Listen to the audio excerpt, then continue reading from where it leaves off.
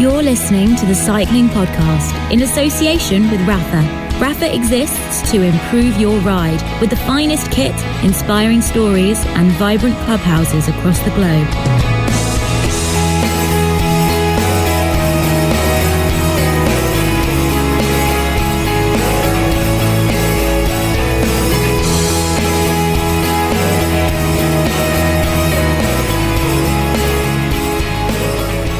Hello, my name's Richard Moore. I'm with Lionel, Birnie. Happy New Year, Richard. Happy New Year, Lionel, and Happy New Year, Daniel Friebe. Happy New Year, chaps.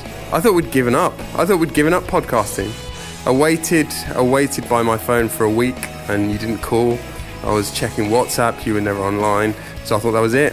We were never going to speak to each other again. Well, we kept things ticking along, didn't we? We released our cycling podcast Femina last week, the first one of the year, and a cycling podcast Brevet, which was a chat with Phil Deaker. So we've kept things ticking along, but we thought we'd save our return for the first racing of the year, the Tour Down Under, which is now underway. Does that not make sense? Kind of, yeah. It smacks a bit. Is it a bit complacent?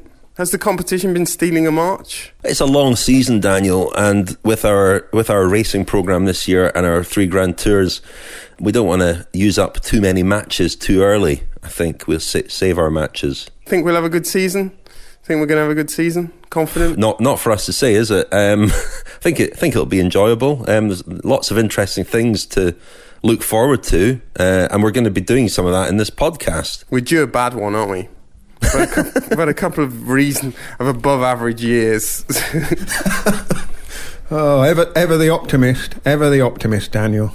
Just before we start our bad 2018, we should say a huge thank you to Rapha and Science and Sport, our sponsors from last year, who are signed up again for 2018, and we're extremely grateful to them, and they and the friends of the Cycling Podcast, and thanks very much to everybody who've signed up so far at thecyclingpodcast.com. You make it easy for us to make plans for the year, and we're doing that now, and we're very grateful to Rapha and Science and Sport. Doing some new things with them this year as well, so stay tuned for that. But before we crack on with this first regular podcast of 2018, Lionel, the news roundup, please. Thank you, Richard. Yeah, it's a bumper one today because quite a lot's been going on, and as you say, the racing is underway. First of all, this is really for my benefit. I'm going to run through some of the key team changes so that I'm not calling EF Education First Cannondale. I want to kick that habit as early as possible. There's quite a few changes in the peloton, the World Tour peloton. Orica Scott are now Mitchelton Scott. I'll still be calling them Green Edge, no doubt. Cannondale Drapac are now EF Education First Drapac, presented by Cannondale. Bit of a mouthful, that one, for podcasting purposes, so we'll probably shorten that to Team EF or Team EF Education First. A few colour changes as well that caught my eye already. Sky are riding in white. Their Tour de France kit has been basically adopted as their regular kit for this season, and as almost as if they're trolling them, Movistar have switched to sky blue. An interesting move, maybe to make Mikel Landa feel at home, I don't know. Lotto Soudal's kit has got a definite homage to Eddie Merckx's old Famer team. It's a kind of a red section at the top that goes down into a point and white below it. Looks almost identical to the old Famer jersey of the late 1960s and early 70s. Also very like a pack of Marlboros, isn't it? It does look like for our huge number of smokers out there who are listening to the podcast, they look like a packet of cigarettes. But my favourite is the new AG2R jersey, which looks like a sort of an undiscovered country's national champions jersey. It's brown, white and blue. I don't know what they're trying to say or do with that, but I think that looks quite fetching. But yeah, it's all new. It's all quite exciting, isn't it? Seeing the new jerseys when they first hit the roads. The big news a week or so ago was that the Tour de France wildcard selections had been announced by ASO, and they have gone to Direct Energy. No surprise there, seeing as Lilian Calmejean won a stage last year. Cofidis, the ever-present, Fortuneo and Wanty Group Gobert, who have the very promising young French rider Guillaume Martin. So that is almost certainly the reason for their selection, but no room for the new Vital Concept team and their sprinter Brian Cockard, who, remember, was left out of Direct Energy's team last year, so more disappointment for Cockard and co. The 2019 Tour de France, looking ahead to next year already, will start in Brussels, and there's a stage that goes over the Muur in Gennardsbergen, the famous cobbled climb up to the Citadel that used to feature prominently in the Tour of Flanders. The Tour de France will go over there. It will also go through the town where Eddy Merckx grew up, St. Peter's Voluet, which is also where he took the first yellow jersey of his Tour de France dynasty. That was in 1969, so this is all to mark 50 years of Eddy Merckx's first Tour de France win. Stage 2 of next year's tour will be a 28-kilometre team time trial around Brussels, and we'll of course find out the rest of the tour route for next year later in the autumn. One route we do know is that the Vuelta a España for 2018, the course for that has been announced. It starts in Malaga, of course, and we'll talk a little bit about that later on in this episode. There's been no resolution yet to the Chris Froome Salbutamol case, but there's been some speculation in the press this week that his defence may hinge on matters relating to his kidney function. This story will probably run, but we'll cover that a little bit later on in this show as well. And as Richard mentioned, the racing is back, and Peter Sagan picked up where he left off. Last year he won his final race of 2017, winning the World Championships, and he won his first race of this year, the People's Choice Classic, which was a couple of days before the Tour Down Under. It was a tough start for Sky's former under-23 world champion Christopher Halvorsen, because he crashed in the finishing sprint and fractured his hand. And another neo-pro who's had trouble this week is Lotto Soudal's Bjorg Lambrecht, who was not registered in the anti-doping whereabouts programme soon enough to take part in the race, so he's basically had to sit it out, and he'll make his debut at the Cadel Evans Great Ocean Road Race later this month. The racing's underway. Andre Greipel won the first stage, Caleb Ewan won the second. So far so normal for the Tour Down Under. It will no doubt be decided on the Willunga Hill stage at the end of stage 5, that is. A bit of trouble with the weather. It's been very hot, so they've shortened one stage and may well shorten others as the week goes on. Meanwhile, Amanda Spratt won the Santos Women's Tour for the second year in a row. So we truly are off and running. And before I wrap up the news roundup, we're going on our own Grand Tour of Britain in a few weeks' time, aren't we? There's going to be more details of this later in the episode, but we're doing 7 live events to support the launch of our first book. If you want details, take a look at thecyclingpodcast.com now, and you can buy tickets for those 7 events. Yeah, we will give a few more details of that later on. You say so far so normal at Tour Down Under, Lionel. You speak as a man who's never been to the Tour Down Under, or to Stirling, which is a regular finish, and it's a pretty lumpy circuit and a hard climb up to the finish. And Caleb Ewan to win there as he did on stage 2, quite a surprise, I think. I mean, if you look at the guys behind him, not really pure sprinters. Jay McCarthy, I mean, his teammate Darrell Impey second, Jay McCarthy third, Peter Sagan fourth, Nathan Haas fifth, Elliot Viviani was sixth, the first sort of regular sprinter. A very, very good result by Caleb Ewan, that, and a little bit of a surprise, I would say. Fair enough. Every year we say next year, Lionel, you're going to the Tour Down Under. Is it going to happen next year? Well, I think if we plan it early enough. Well, this is early enough, isn't it? Now, plan it now. Yeah, I think it is. Yeah. What about the Hammer Series? You were supposed to go to the Hammer Series. You didn't go to that either. No, I didn't. That was disappointing, but unfortunately that fell awkwardly right after my Giro stint, or right after the Giro, wasn't it? It was a week after the Giro, so disappointing. You can't be everywhere, can you? There's only one Lionel Birnie, unfortunately. Yeah. And if I had to go to insert joke here. If I had to go to all the races I slag off, I'd never be at home. Only joking, just kidding. On Ewan though, Rich, not really surprised that he's excelling there in Tour Down Under like he did last year. I mean, the Australian riders always tend to go well there, not least because, well, they're on home roads and they've spent a lot of time in the warm weather and been training maybe a bit more and a bit harder than some of the European riders at this time of year. Although I think Caleb Ewan has been spending some time in Ireland as well. I think his girlfriend she might be the daughter of the owner of the Aqua Blue team. I hope I've not got that wrong. Well, there's some connection there, and he spends quite a bit of time in Ireland. But it's going to be interesting this year just to see how the sort of sprint battle and the lie of the land kind of evolves in sprinting. You've got this bit of a sort of generation gap between Ewan and Gaviria, and then the older guys, Cavendish, Kittel and Greipel, who he won the first stage in Tour Down Under, didn't he? There's not too much in the middle that's going to threaten them between those two sort of categories, the very young guys and the older guys.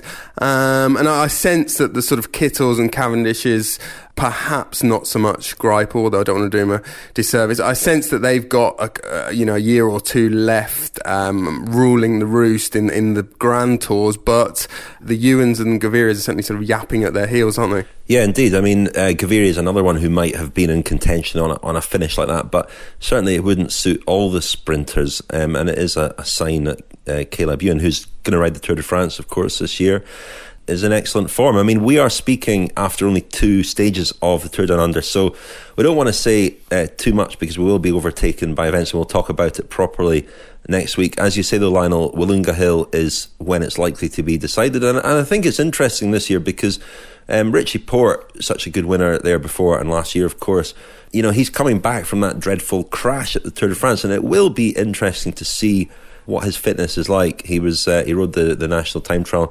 Championship recently and was quite comprehensively beaten by Rowan Dennis, his teammate.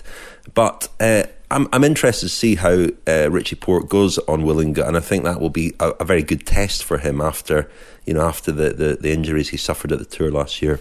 Although, Rich, isn't he nominally, I think he said that he's going to ride for teammate in the Tour Down Under. Well, that would be Rohan Dennis, presumably. Yeah, I don't think he's going for the general classification, but we'll see. Might just be bluffing, though. It might just be bluffing. It's very early to be bluffing, isn't it? Mid-January. I mean, it's a long old bluff if you're going to bluff. He's going to bluff his way all the way to the Tour de France. No, you're right. It will be interesting. No, I'm talking about bluffing for Willunga Hill. Oh, I see, yeah. Oh, that's a fair point. Yeah. I always feel slightly guilty about this, but I probably say it every year, and it's certainly, I think I said it last year, that every time anyone says Willunga Hill, I feel the need to put mate at the end. Willunga Hill, mate. Well, you've been hanging out with Matt White too much in the off-season. I should say, just a little addendum to what I should say, Luke Durbridge also was second in the time trial, the national time trial. So Richie Porte was third. It wasn't just Rowan Dennis and Richie Porte in that race. Because the Tour Down Under is still ongoing, we'll talk about it. We'll sum it all up in next week's episode. But I've felt a bit guilty all winter, really. I've been picked up numerous times for calling the Tour Down Under a pre-season friendly in the past. So I thought I'd change the record, and I had a quick chat on the phone with Stuart O'Grady, a native of Adelaide, of course, and the winner of the first edition of the Tour Down Under in 1999, which makes this year's race the 20th edition. It's quite amazing, really. I was looking back at the early season race calendar from that season, 1999, and it stood out, so starkly. It was the only race outside of Europe of any real note between, in almost all of the first half of the year, really. And certainly the character of the early season has changed completely from those days. All of the riders would start their seasons either on the south of France coast, the Tour de Med and the Grand Prix Marseillaise and races like that, or they'd start in Spain with the Ruta del Sol, or there were races in Italy that no longer exist. There's no longer the Giro della Reggio Calabria or the Giro di Calabria. They've both disappeared, for example. So the Tour Down Under coming along in 1999 really sort of changed the whole feel of the opening part of the season. And so I caught up with Stuart O'Grady as he's on the way to a cricket match. We didn't mention the Ashes. We did actually, but he was basically gloating about Australia's comprehensive win in the Ashes over England. But he was on his way to watch a Big Bash match, which sounds just as Aussie, doesn't it? For American listeners in particular, this is cricket we're talking about, which is a bit like baseball. Anyway, Lionel, carry on. Yeah, sorry, I was a bit lost there as well. Oh yeah, you don't tend to have the weather for cricket up in Scotland, do you really? Summer's only 4 days long, not even enough for a test match. Not content with alienating Australia, you can alienate our Scottish listeners as well. And on the eve of 2 shows in Scotland. I meant nothing against our Scottish listeners. Lionel, if you get out of Glasgow alive, I will be amazed. I meant nothing against our Scottish listeners. I was just having a go at you, Richard. So yeah, I spoke briefly to Stuart O'Grady, and I asked him I started off by asking him how European professionals, because he was riding for a French team at the time, how they greeted the idea of travelling halfway around the world to ride a race that had no history and no background. It was a massive task for me to convince Roger Leger.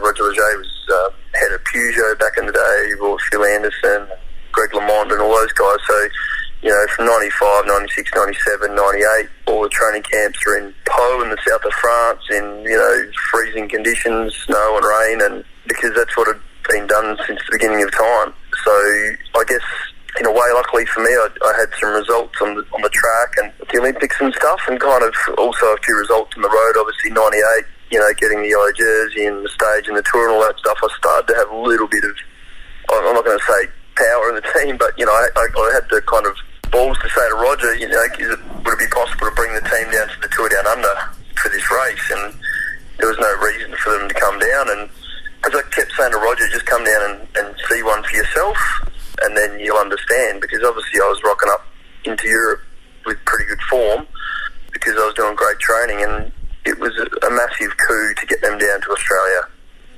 for that first event. And once they got here, they understood what all the fuss was about. What was that first race like for you personally, racing on roads that you would have known very well, and also in terms of how the South Australian public took to it? Oh, look, for me personally, I obviously attacked it 100%. The roads I grew up on, the city I was born in, so, I was pretty pumped. But at the same time, even back then, Telecom, Zabel, Stefan Vestman, all those guys were coming down to Adelaide, or they're in South Africa.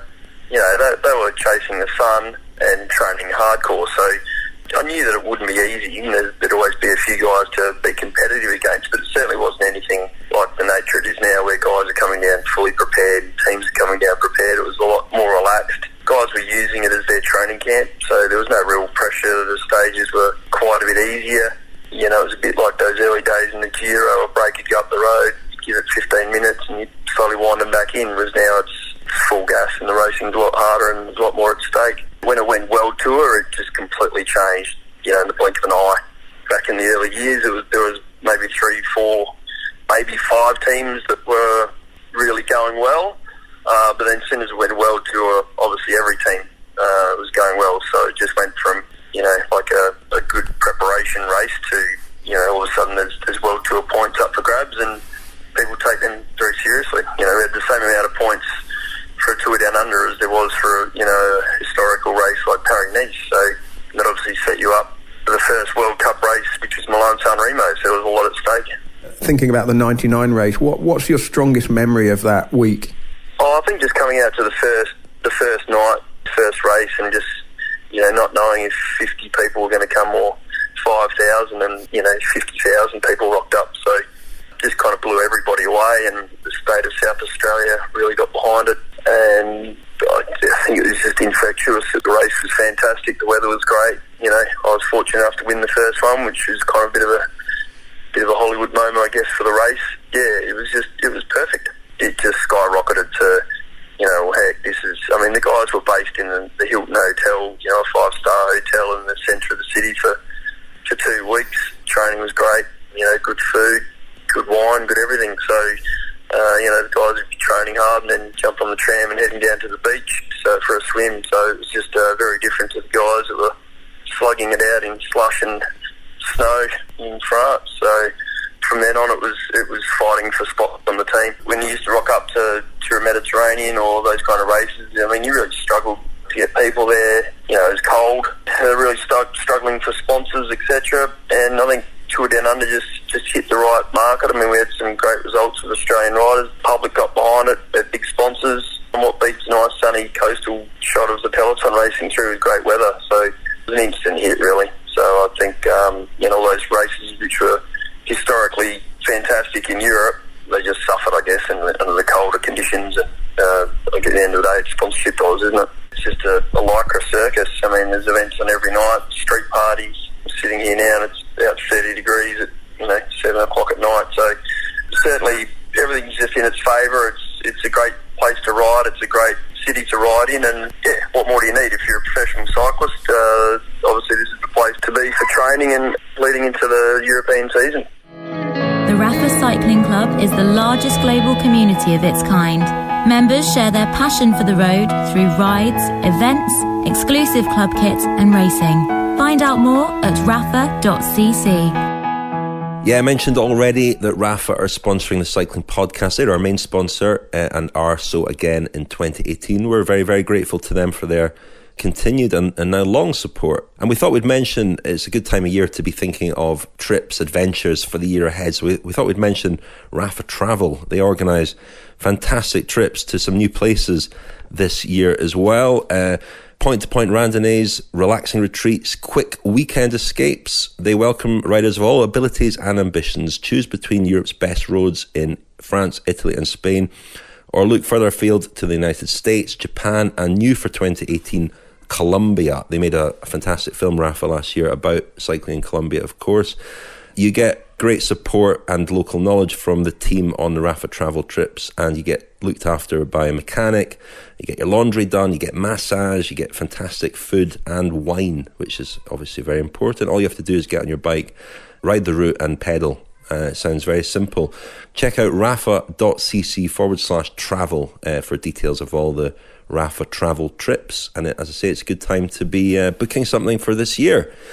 Now, Lionel mentioned in his news roundup the issue of wildcards, and Daniel, you made a point about that when we took a little pause there, about the absurdity really of selecting wildcard teams for the Tour de France when some of those teams have not even turned a pedal in anger. Yeah, it just strikes me as a sort of impossible riddle to solve. Over the years, we've seen the dates, the point at which the Grand Tour organisers announce their wildcards change slightly. I remember, well, back sort of around about the turn of the millennium, so 2001, 2002, there was a lot of controversy about the wildcards. I spent a day with the Big Mat team in the Dauphiné in 2002, and they'd only just received news that they were not going to get a wildcard for the Tour de France, and obviously that imperiled their situation at the time.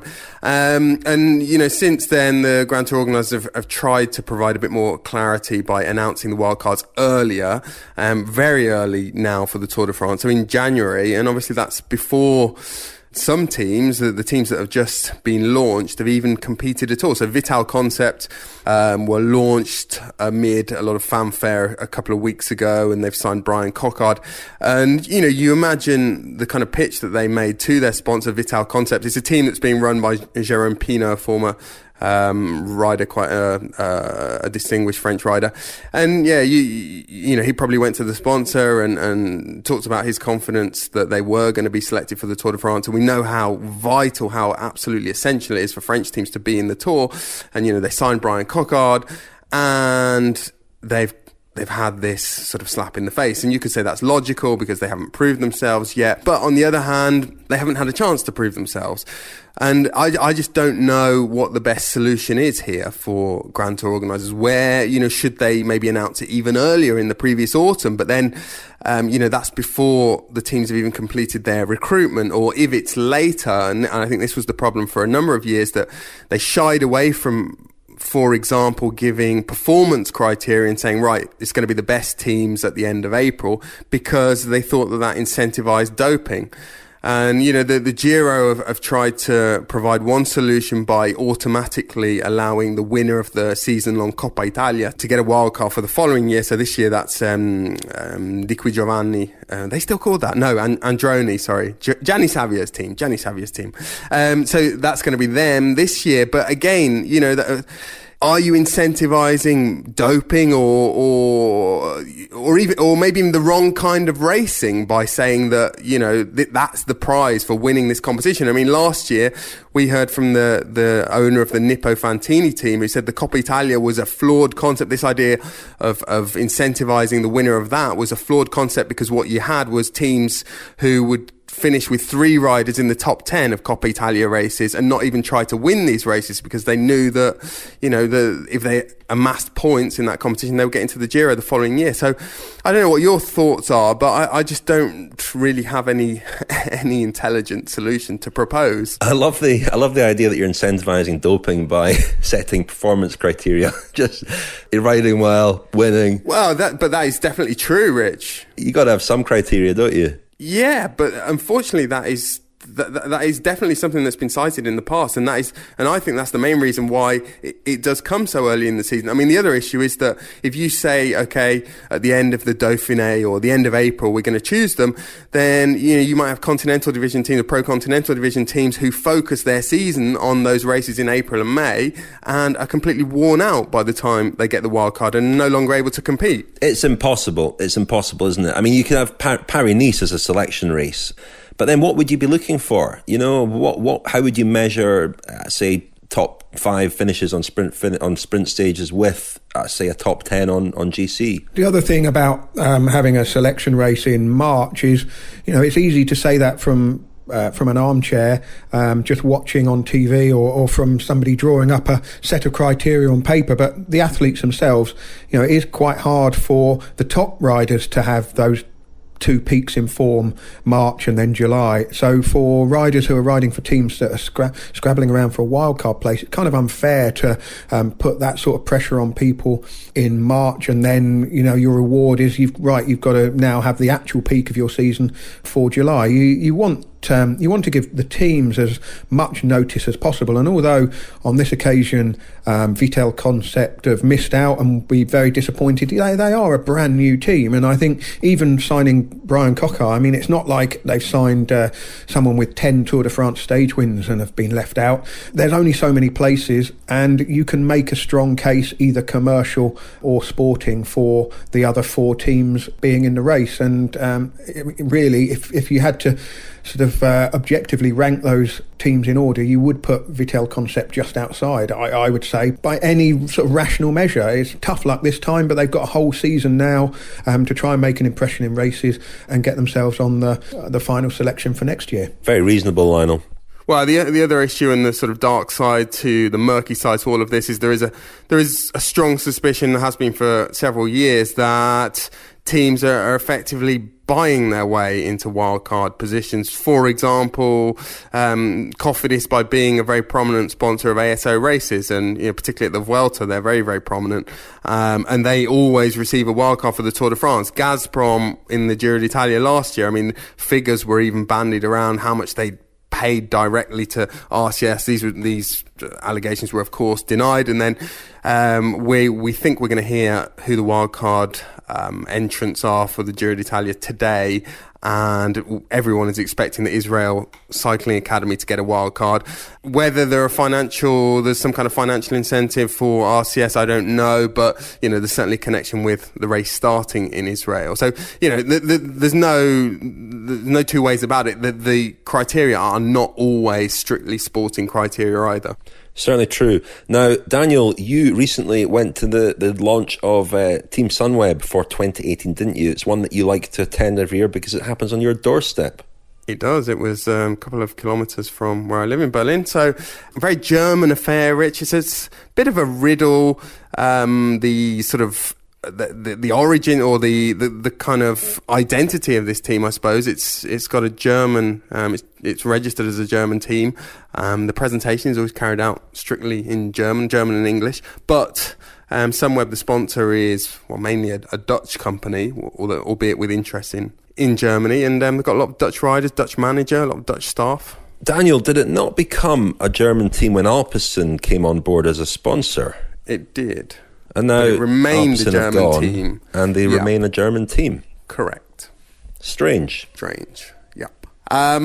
And the presentation, the pitch for the presentation to the media was that this was where we were going to find out which Grand Tour Tom Dumoulin was going to target in 2018. Fortunately, De Telegraaf, Dutch newspaper, sort of blew the lid on that a few weeks earlier by announcing that he was going to do the Giro. So they didn't make too much of a song and dance about that at the presentation. But sure enough, he's going to ride the Giro, or he's going to target the Giro, try to defend his title. And I asked him why.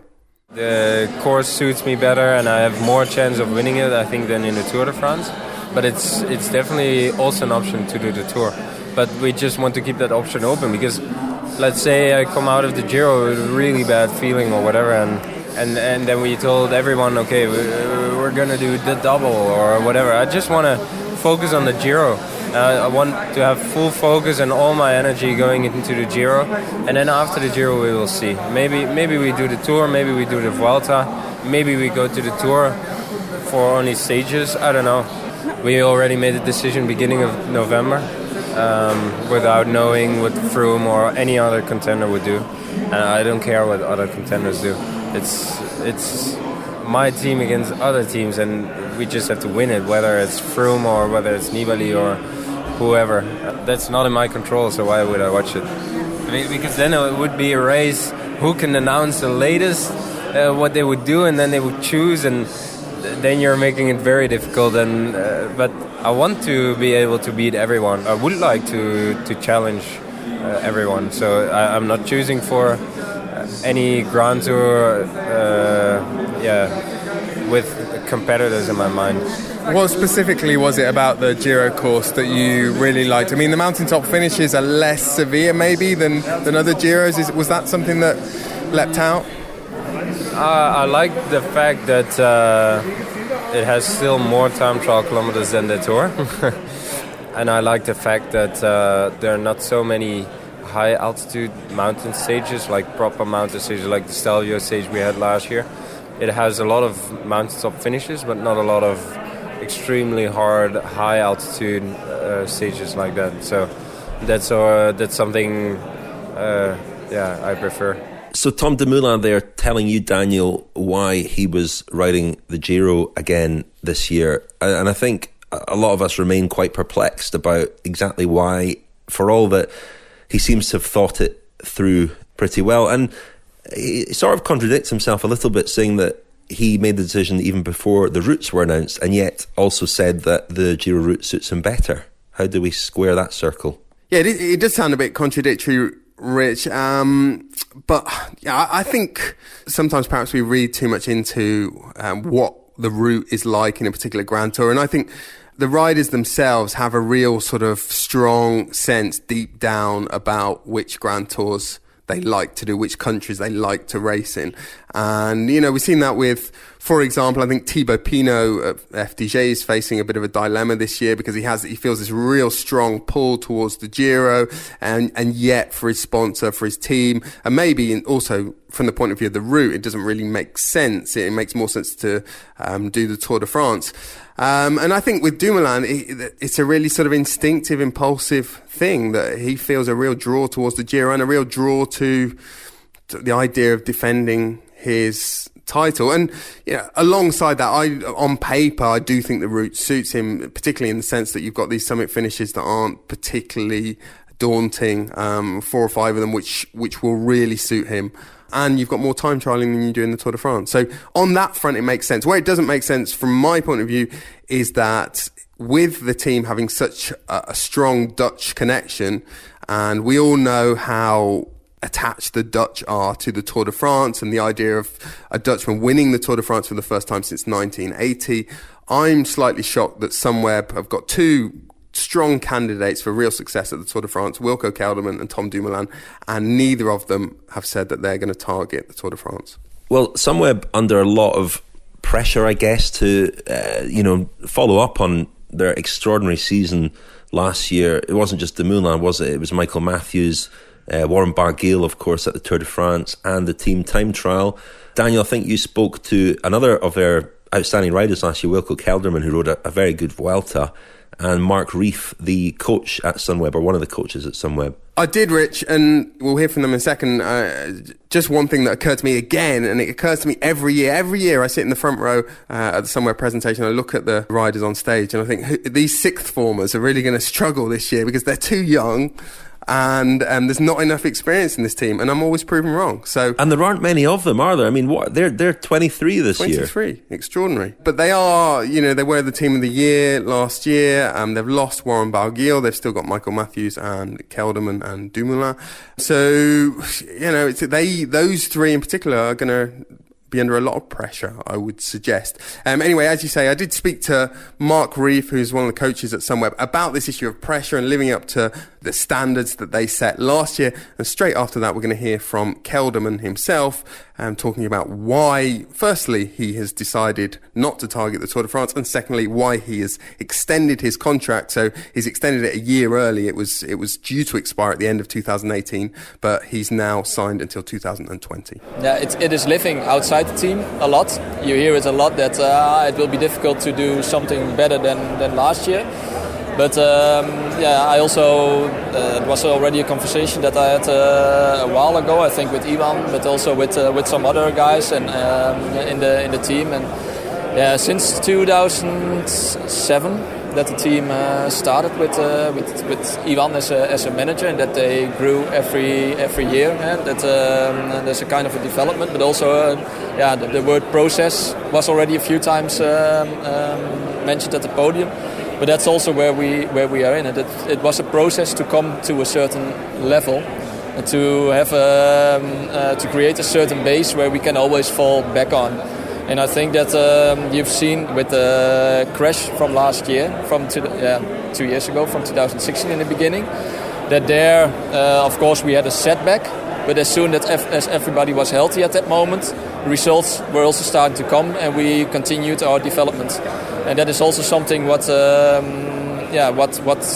continued this year. And that's also why I'm not afraid that we will fall back or that it's going to be more difficult. We know what we are doing. We also get better in planning. The riders are getting older. They are getting more experienced. So what I believe and what we believe is if we continue on this way, that we get also a very good season again in 2018. So we are not busy with, we have to do it better. No, we know what we are doing. We have our goals again, and we will go full for it. And the decision to target the Giro, a lot of people are surprised. And Tom says the course suits him really well. What is it particularly about the course that you think and the team thinks and he thinks really suits him? I think that if you start with a few years ago, that when you ask a rider what will be your target, they immediately said, without even any information, Tour de France. And that is then the starting point, and then they will look, okay, how are we going to that race? How are we going to be at the best possible level in that race? And are we looking to the programs of the riders? Okay, what are the specific qualities? What races suit them better, and in that way we are going to plan with them. And in that sentence, we also analyzed the Giro, we analyzed the climbs, we analyzed the time trials, and in the total package, the Giro suits him better than the Tour at this moment. And I was also quite surprised to hear Wilco not say that he's targeting the Tour de France. I mean, he sort of left it open. But what is the thinking behind that?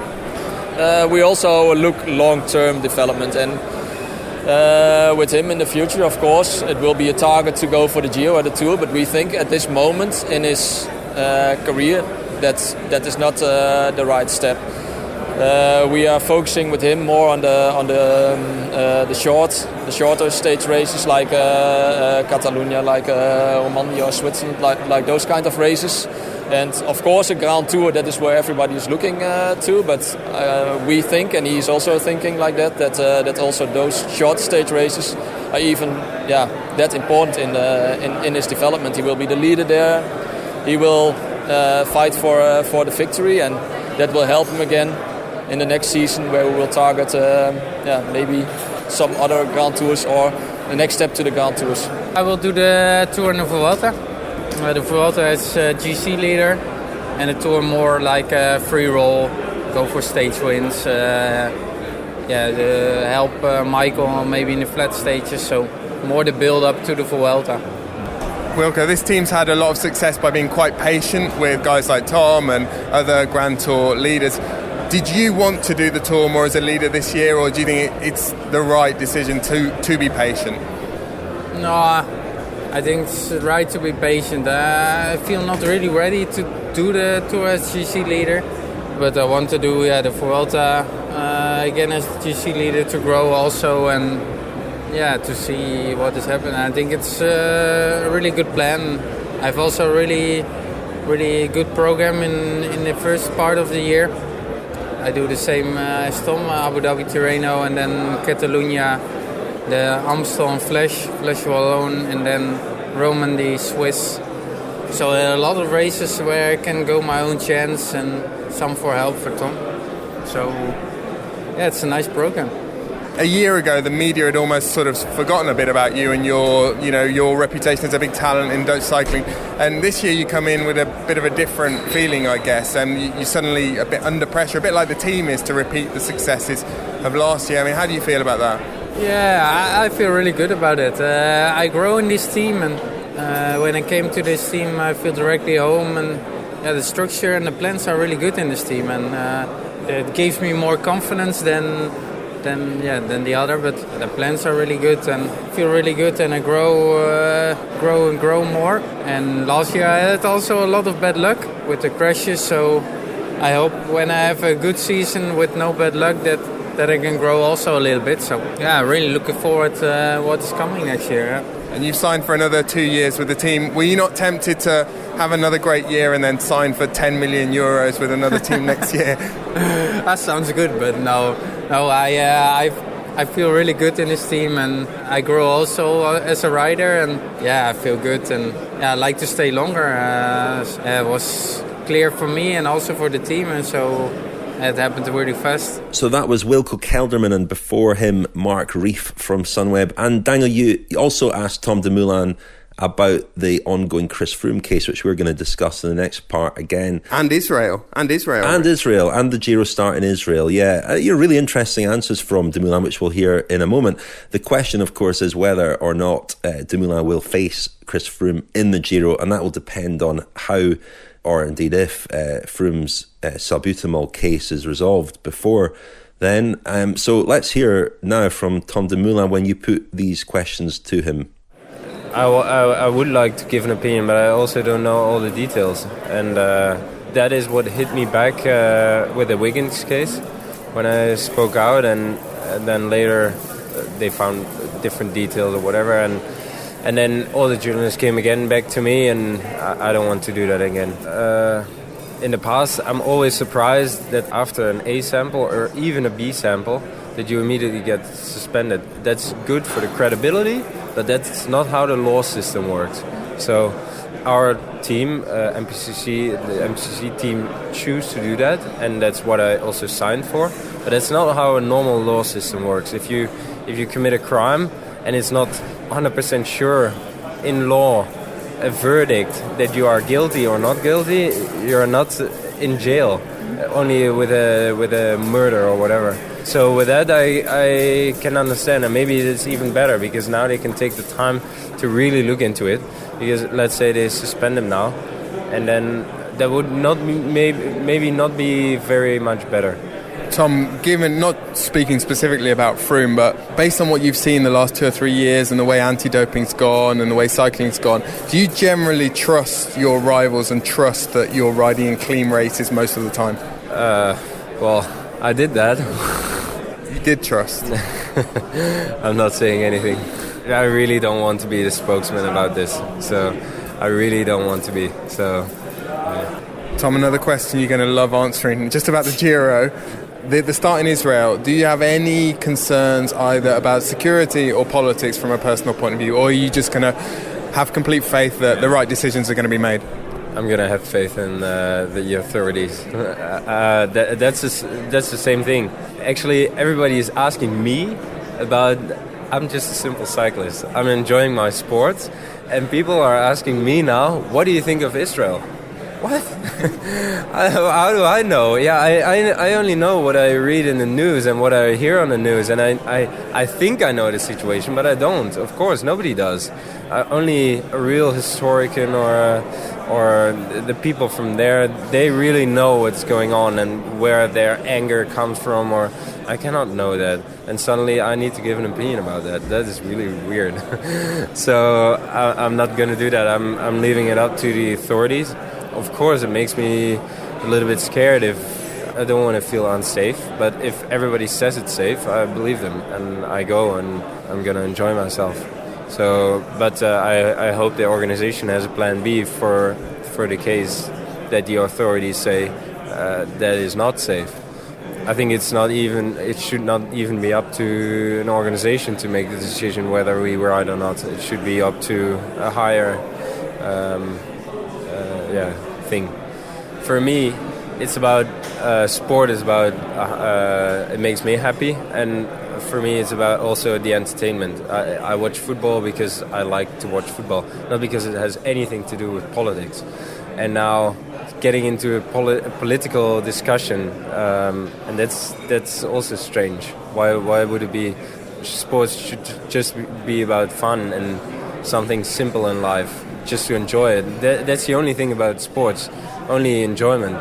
And but yeah, I mean, I guess people's concern is that, for example, it's been reported that Froome's been given money to start, and that he might have been given money by an individual or the Israeli government who wants to promote a certain cause. I mean, in your case, can you rule out categorically that you have had contact with anyone in Israel that might want to use you for that reason? Yeah, I can confirm that I don't know anything about that. Maybe the team, you should ask them. But personally, I don't know anything about getting money, or I would love to get some more money on my bank account, but it's not happening, or at least not that I know of. The Cycling Podcast is supported by Science in Sport. Science in Sport. Fueled by science. Yes, thank you very much to Science and Sport for sponsoring the Cycling Podcast again in 2018.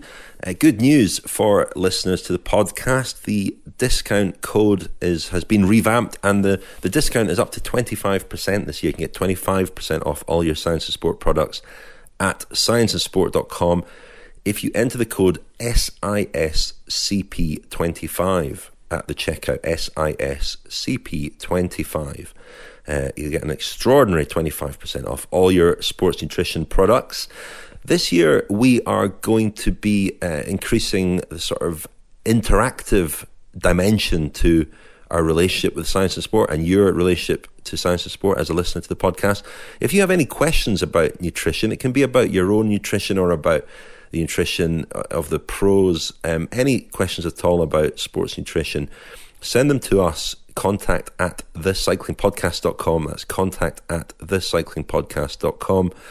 And we'll put them to Science and Sports experts. They've got several experts from James Morton, Rob Child, and other people who work with them as well. And we'll convene these people and put these questions to them and play them throughout the year. So please send us any of your sports nutrition questions to contact at thecyclingpodcast.com. You should add, Rich, that we welcome questions about anything. You know, cycling. Yeah, that's true. Cycling, our private lives, you know, politics, anything. Well, yeah, indeed. We do get quite a lot of emails with questions. You know, we get tweets and so on as well. But some of the emails we get are obviously longer and very, very interesting in a lot of cases. And we heard Tom Dumoulin there mention, you were asking him about the Israel start for the Giro, and also the Chris Froome case, a very sort of interesting answer/non-answer to that question. I mean, you thought his response was interesting, didn't you, Daniel? Yeah, I did. And what was also interesting was that on the day of the presentation itself, Dumoulin was presented with an award from the Association of International Cycling Journalists for being the most media-friendly rider of 2017. And he's sort of feeling the ill effects of that in the sense that he's a bit of he's a go-to man if you want interesting quotes, interesting interviews, yet he's realised that that doesn't always play out to his advantage, and he's made, well, as he said there, he made some comments about Bradley Wiggins and the Triumph-Sinaloon case, and he's sensing and he knows and he's realised that people want to know his opinion about Chris Froome, and he realises that it's going to cost him perhaps some energy and some negative energy to respond, and then to have to respond to the fallout from whatever his comments are. So, you know, that's going to be something that he's going to have to deal with this year, and it's one of the sort of collateral effects of success, I suppose, for a rider. I found his reaction very interesting when I asked him whether he trusted the riders that he was racing against, generally speaking, you know, based on what's happened in cycling in the last couple of years. And, you know, we've speculated a bit about this over the last few months, what kind of state is cycling in at the moment vis-a-vis doping? You know, what is the sort of prevailing, what are the prevailing winds in cycling? Are we sort of lurching back towards a slightly darker era where doping has become more prevalent again? Or, you know, does it continue to move in a sort of positive direction? And, you know, I got the sense there from Dumoulin, although he didn't want to say anything, that, you know, he has some concerns, and that the whole, maybe the Froome thing, or maybe, you know, events of the last year or so have introduced a bit of doubt in his mind. I mean, this is presuming, of course, that he's clean, which we don't have any reason to think he's not. I mean, Dumoulin he's a very smart, thoughtful guy, and you can understand him taking the view that it's just not worth the stress sometimes to share some of his opinions. We saw this at the Giro last year, you know, when he was in the pink jersey, and he said what he thought of Nairo Quintana and Vincenzo Nibali and the way they were riding, and how, you know, in fast forward, when you're at a race like that, it backfired, it generated a backlash, and it cost him stress and mental energy, I suppose. And over the course of the Giro, he probably went from being very happy to speak his mind and share his opinions to being ever so slightly more guarded. And we see this cycle repeating with riders where, you know, as they're coming up through the ranks, they have no qualms at all about speaking their mind. And it's easy for riders who don't get so much attention to speak their mind. But there comes a certain point where it becomes counterproductive for the athlete, I suppose. And that will inevitably happen with Dumoulin, as it's happened with every other rider. On to Froome then, and the ongoing Salbutamol case. Froome is training at the moment in South Africa. You mentioned in the news roundup, Lionel, that a story in L'Equipe this week suggested that his defence is going to hinge on the argument that there might have been a kidney issue. Now, this was something that was actually mentioned right at the start by Jeroen Swart, that the kidneys perhaps could store up salbutamol and release it all in one go. I don't know the science behind that, but that is apparently, according to L'Equipe, what Froome might try to argue. If I can chip in there, Rich, I mean, I'm no medical expert, certainly not, certainly don't have the credentials that Jeroen Swart has, but it strikes me that it's pretty obvious that the kidneys would be involved somehow, in the sense that it's a urine test. I mean, it's like saying the ground has tested positive for puddles. We're going to explore whether the rain has got anything to do with it. You know, I mean... Of course. I mean, one thing that's puzzled me about this, though, thinking about the circumstances on the day, and if Froome took some massive dose of salbutamol, when would he have done it? Now, the stage lasted about 4 hours, just over 4 hours, I think. He doesn't carry his inhaler with him anymore. He carries it with him, but he doesn't use it in the race, apparently, since he was caught, you know, he caught on camera using it in 2014 at the Dauphiné, and that generated some negative headlines, and apparently he doesn't use it in a race anymore. Now, unless, I guess, he has to. But he finished the stage. When a rider in the leader's jersey, as he was, finishes the stage, he has to go for anti-doping. So he is met on the line by an anti-doping chaperone. That chaperone then stays with him between the end of the stage and the dope test. Now, the chaperone would have been with him throughout that period. The Team Sky press officer and his soigneur would also have been with him. So if in that period he consumed some vast quantity of salbutamol, whether that be loads of puffs on his inhaler or by some other illegal method, because only puffs on the inhaler are allowed, they would have spotted it. And I don't know if that will form part of the defence as well. I don't know whether the anti-doping chaperone can be a witness to what went on in that period. I just don't know. But it does strike me as odd that there's this period, the 4 hour stage, and then the hour plus between the end of the stage and the dope test, where, you know, Froome was being watched at all times. And it also bears pointing out, Rich, that the report yesterday from L'Equipe was, at this stage, speculation. I mean, it might have been very good reporting, and the journalist in question, Gilles Simon, has a good reputation, but there have been no direct quotes from Froome in the press at all saying exactly what his defence is going to be. And neither in the L'Equipe piece yesterday, nor the piece that people kind of ridiculed from David Walsh, where it talked about doing,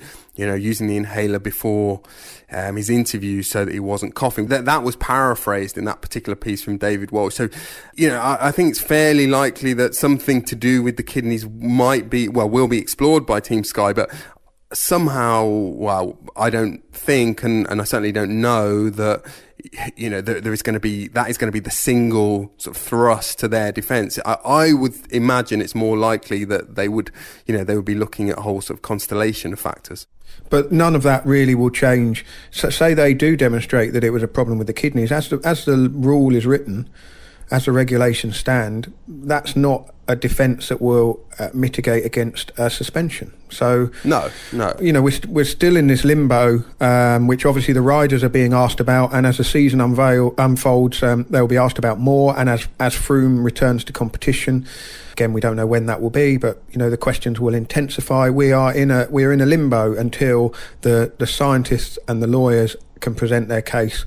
And in the meantime, we're all being asked to kind of be amateur renal specialists, aren't we? It's a very unsatisfactory state of affairs that we're in, and it's not going to get cleared up anytime soon. But on the, this is as much a PR kind of campaign and battle, and I don't think that those two sides of this are so firmly drawn.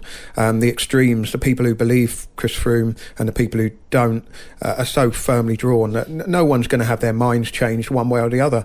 And I suspect I'm not going to have my mind changed either. And my mind is, I have no idea what has happened. And until somebody can, set out some really kind of clear evidence, and, it's going to be very difficult to draw a conclusion one way or another. But one thing from the outside that does seem slightly strange is that, everyone sort of goes, oh, Chris Froome, he's got all these illnesses and ailments, and yet he still manages to win one of the toughest bike races in the world. And when you boil down what it's all about, that's kind of the point. The whole point of the Grand Tours, if you like, is that they break people down physically over 3 weeks. And I think it's kind of weird that we think that people wouldn't start developing medical anomalies and illnesses and ailments and showing strange results when the body is put under that much stress in those conditions for that period of time. That's kind of the whole reason, the races are set up in the way that they are, and they're the whole reason that we kind of marvel at the feats of the athletes that take part in them. They are on the brink and on the edge. And so if we're all going to throw our arms up and go, well, this is unbelievable, I just can't possibly believe that somebody who's ridden 3,500 kilometres in 3 weeks or whatever it was has started to show signs of strange physiological effects. I think, well, that's that is what the sport does. That's what it pushes people to. Rich, you've got a theory, haven't you? Or a reader's got an excellent theory. A reader, sorry, a listener. Well, it's a fascinating one. I got an email. I got an email from an Arthur Cook who listens to the podcast. I hope you don't mind me reading your email, Arthur, but it really did pique my interest. He says, I hope you can humour a fan theory I've come up with. Chris Froome is getting tested by the UCI for his salbutamol levels this Friday, the 19th of January. Now, Arthur Cook bases this theory on having studied Froome's Strava account and being amazed at the volume he was putting in over the last few weeks. He thought back to the fallout from his adverse analytical finding and remembered that the UCI and WADA might want to test him under similar conditions. He believes that he's trying to replicate those conditions right now while training in South Africa. He pulled up on the stage of the 2017 Vuelta and realised that by the end of the 18th stage, he'd ridden 1,826 miles over 20 days. Arthur notices that from December the 31st until January the 16th, Froome has ridden almost the same, 1,592 miles, and he's got a few more days to make up the difference and bring it to a very similar volume at least. So he thinks that he's trying to replicate riding a Grand Tour at the moment. And I know that, Froome has started this season the last couple of years in Australia at the Herald Sun Tour. He's not doing that this year. He's intending to start his season much later. And obviously that depends on what happens with his case. But it's a very, very interesting theory that no idea at all whether there's any truth to it. But thanks for your contribution to the debate, Arthur. It's a fascinating theory, and you wonder, Froome is not always on Strava, doesn't post all his rides on Strava, and you wonder whether him returning to Strava and posting all these rides is part of some kind of effort to show that he is, if he does the test and if there are some results come out of it, he'll have a record of what he did to try and prove that what happened was some kind of natural reaction. And he's doing it in a hot place, isn't he, in South Africa? So exactly. it was very warm at the Vuelta. But even if it does, I repeat the point. I don't know one way or the other, and we don't know how this result has arisen. But in a way, it almost doesn't matter. I don't see that there's going to be quite a leap taken to go from proving that it's an anomaly that happened because of a set of circumstances, and then using that to say that there shouldn't be a suspension. There's no provision, as far as I can see. The great unknown here is how many cases have there been like this in the past. We don't know whether... We know that Froome has said that he's never had a case like this, but we don't know. We the precedents that we're going on are precedents where there has been an anti-doping rule violation at the end of it. We don't know how many adverse analytical findings there have been which have subsequently been never come to light because the athlete has been able to demonstrate that something has happened to their body and they haven't actually broken the rules. And what Froome argues here is that he didn't break the rules, that he didn't take more than the permitted number of puffs on his inhaler. That's true, Rich. Although I think in a previous podcast we did cite the Pataki case, an Italian expert that was consulted in that, who worked at the International Olympic Committee lab in Rome, and he said he tested sort of 70,000 samples over a certain period of time, and he'd seen about 5 or 6 anomalies in that time in terms of salbutamol levels, which suggested it was quite rare. But we don't know in cycling. Just one further point, Rich. Lionel, I said to Lionel that, just witnessing the kind of reaction to the sort of ongoing, now protracted Froome saga, what a huge sort of handbrake this all is on the development of cycling and its popularity, because people are so upset and get so emotive, and some people really sort of throw the baby out the bathwater, say this is it for the sport, it's rotten, I'm not going to follow it again. And until people can be a bit more sanguine about the whole thing and just, let the due process play out, then cycling's popularity is going to have this kind of... it's going to be restricted because there is no clarity. People don't like it. They don't like the lack of transparency. But this is kind of what has to happen, and you just have to accept it. And these cases are going to happen as long as we have things like TUEs and specified substances and just any anti-doping system. These cases are going to come along every few years. And the problem is that the stakes are so high in the sense that, you've got one rider around whom a lot of the sport revolves. He's a multiple Tour de France winner, and you've got a whole team that depends on him being there, and you've got a whole nation, the United Kingdom, which wasn't that interested in cycling. And if Chris Froome gets banned and Chris Froome's career ends, their whole interest it's not going to fall away to nothing, but it's certainly going to diminish hugely. And and I think this is one of the problems with the kind of the sort of punitive model that cycling has started and sport has started to adopt in the last few years, whereby bans are longer and longer and the stakes are higher and higher. And you compare that to sort of cycling in the 60s and 50s and 60s, where sort of doping bans were 2 months or a few weeks, and people didn't get that exercised about the whole issue, and they were a lot more sanguine about the whole thing. It's just difficult to find a compromise. On the one hand, you're trying to create a culture whereby no one will dope because the stakes are so high, and you might get banned for life. But then, with that comes the risk of someone being convicted falsely and someone, losing their career, losing their livelihood.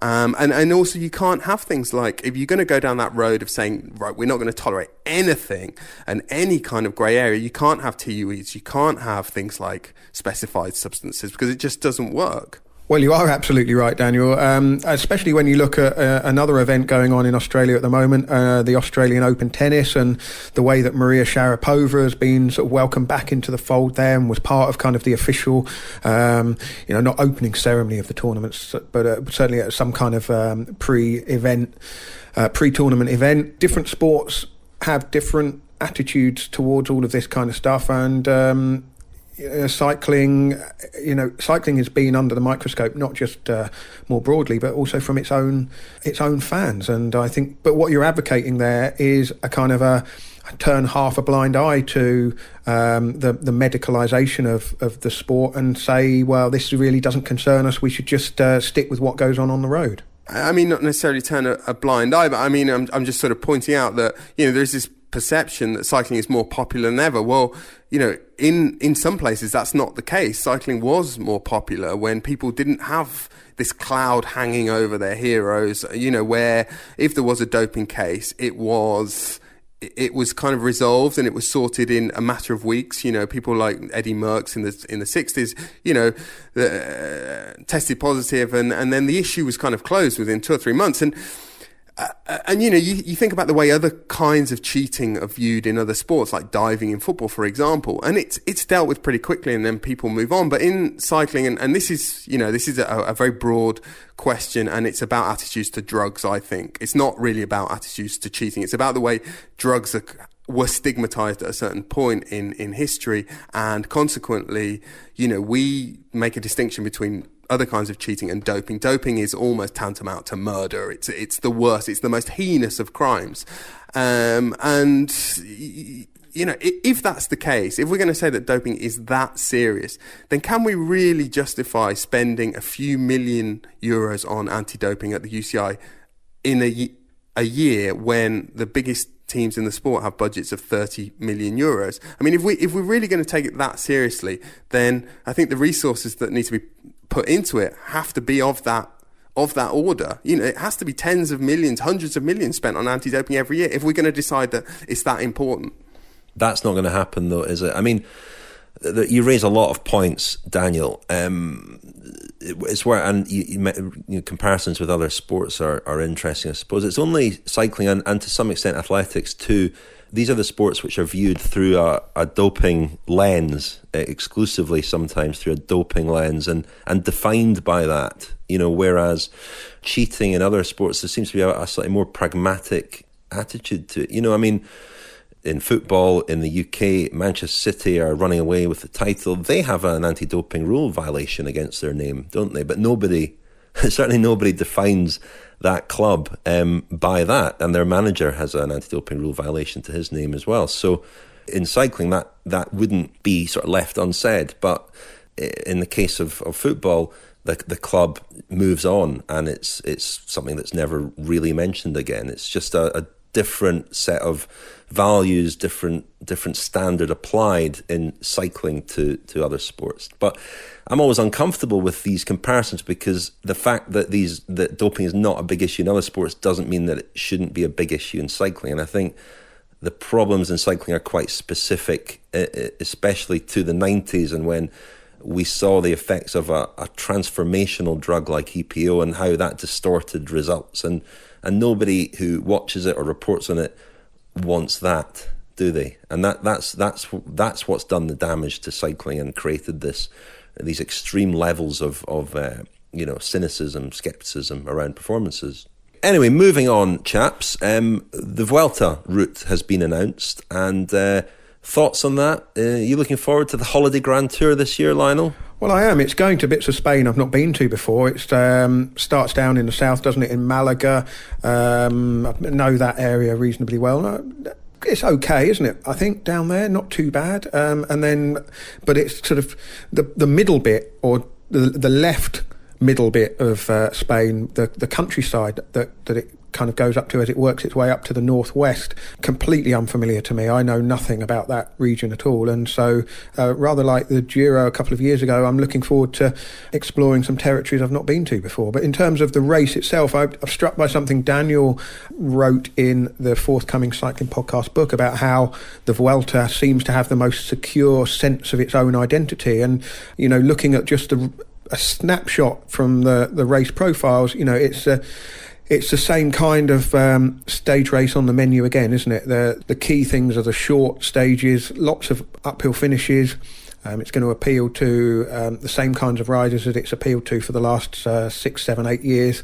And a return to the Lagos de Covadonga, which is kind of it has the sort of it's a sort of Spanish mystical climb, isn't it? It's the big one, if you like, the one that Robert Miller and Pedro Delgado duelled out on in the mid-80s, and it's returned there several times since. So I've not been there, so I'm looking forward to that particularly. So I don't know how we're going to cover the Giro and the Vuelta this year, whether we're going to be doing all of it. Well, we are going to be doing all of it. We are going to be doing all of it. Yeah, but whether individually, whether we're going to be coming in and out, taking rest days or not.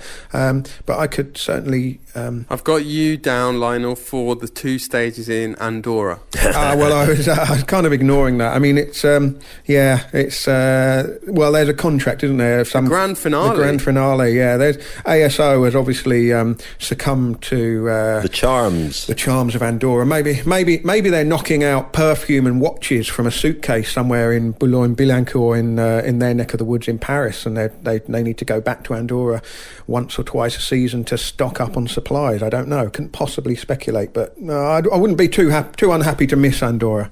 Christian Prudhomme and Thierry Gouvenou in a reenactment of Only Fools and Horses in there, Reliant Robin. Yeah, they're about the right heights as well, aren't they? Gouvenou would be Del Boy, and there's a touch of the Rodneys. There's a touch of the Rodney Trotters about Christian Prudhomme. Oh, that's very unkind to Christian Prudhomme, I think. I don't really see that myself. We've just lost a whole load of other American listeners. It's go on YouTube, Only Fools and Horses. There'll be lots of clips. Fantastic. Listen, we should. Have you got anything to add on the Vuelta route, Daniel, Rich, before we wrap things up? Because we have gone on quite a long time here. Yes, but that's what the people want. You know, you said we were going to have a good season, and they want us to drone on endlessly. Well, the first things that stand out is a vast improvement in terms of transfers. Just one long one from Andorra to Madrid. The medium mountain stages probably won't be as spectacular this year without Contador, because he sort of lit them up last year. 2 real climbs to look out for. 14th stage, a climb called Les Prayeres de Nava in Asturias. It's the real monster of this race. It might be the most barbaric climb the Vuelta's ever done. It's about 4 or 5 kilometres long and 14% or something average. It reminds me, the only climb I've ever seen that hard was one in the south of Germany called the Grüntenhütte, which is in one of my books. Anyway, that climb got the final okay from Javier Guillen in July, so he's the race organiser, on the day when he apparently visited a local cider festival. So he might have been drunk when he decided that climb should go in the race. And then a couple of days later, there's Covadonga, then there's a time trial to Torrelavega, home of Manolo Saiz and Oscar Freire. And then there's this mountaintop finish on the Monte Oiz. I don't know if that's how you pronounce it, because it's a Basque name. And this incredible wild plateau overlooking the Bay of Biscay that's been christened the Balcony of Biscay. It's also an incredibly difficult climb, 5 kilometres. Its gradient's constantly above 10%. So there's the usual dose of exciting, new, interesting climbs. I think there's been some criticism already for the usual sort of ski and surf formula of the Vuelta. So a lot of finishes at the seaside or at ski resorts, and a lot of them up very, very steep climbs. But I kind of like it. As Lionel said, as I've said before, I think the Vuelta really knows what it is at the moment, contrary or to a greater extent than the Tour and the Vuelta, and I think it's good. Yeah, we look forward to the Vuelta as we look forward to all 4 Grand Tours this year, because the fourth Grand Tour of Great Britain in 2018, although we hear you. We've produced a map, and it does show that the Southwest and Wales have been missed out of our Grand Tour, the cycling podcast Grand Tour of Britain. We do apologise for that. We just couldn't get everywhere. But we hope that we will do some more events soon. Having made such a point of picking apart the Grand Tour routes and the Tour of Britain route over the years. Oh, this is good, this is not so good. It's not as easy as all that, is it? Now we know how Mick Bennett feels. I mean, we certainly have had a big response to the lack of events in Wales and around Bristol, for example. We definitely hear that, and we're going to try and address that soon. And but we are going to Salford, to the Keys Theatre in the Lowry, Salford, on Wednesday the 28th of February. On Thursday the 1st of March we'll be at the Signet Library again in Edinburgh. On Friday the 2nd of March at Oranmore in Glasgow. 2 fantastic venues there that I know well. On the 7th of March, that's Wednesday the 7th of March, Nottingham Arts Theatre. On Thursday the 8th of March, the Round Chapel in Hackney in London. On Friday the 9th of March, the Carriage Works in Leeds. And on Saturday the 10th of March, the Showrooms in Sheffield. All the details at thecyclingpodcast.com. Tickets have been selling really well, and we're very grateful to everybody who's bought a ticket. You can buy a ticket and a book and get the book at a discount price. The book is A Journey Through the Cycling Year, and it will be available on the 1st of March. And in Salford, Edinburgh and Glasgow, we'll be joined. It'll be Lionel, myself, Orla Shinoui and Francois Tomaso. And for Nottingham, London, Leeds and Sheffield, it'll be Lionel, myself and Daniel. And in London, we'll also be joined by Orla as well. So a bit of a rotating cast, but we're really looking forward to it and to the book coming out. It's my kind of grand tour, Richard. 4 rest days in the middle. Looking forward to that. Excellent. As I say, all details at thecyclingpodcast.com, and you can go from there to the venues and buy your ticket. So we look forward to seeing people on the road, and as I say, hope to add some more events soon. Is that all for this week, chaps? Any other business? No, I think that's it's an early season ramble. It's with so much speculation. I mean, I'm discombobulated already. How are we going to keep this up? How did Lionel get on with his bike riding over Christmas holidays? Oh, I think that's the end of the episode. Right, we'll see you all again next week. Thank you, Richard. Thank you, Lionel. Thank you, Daniel.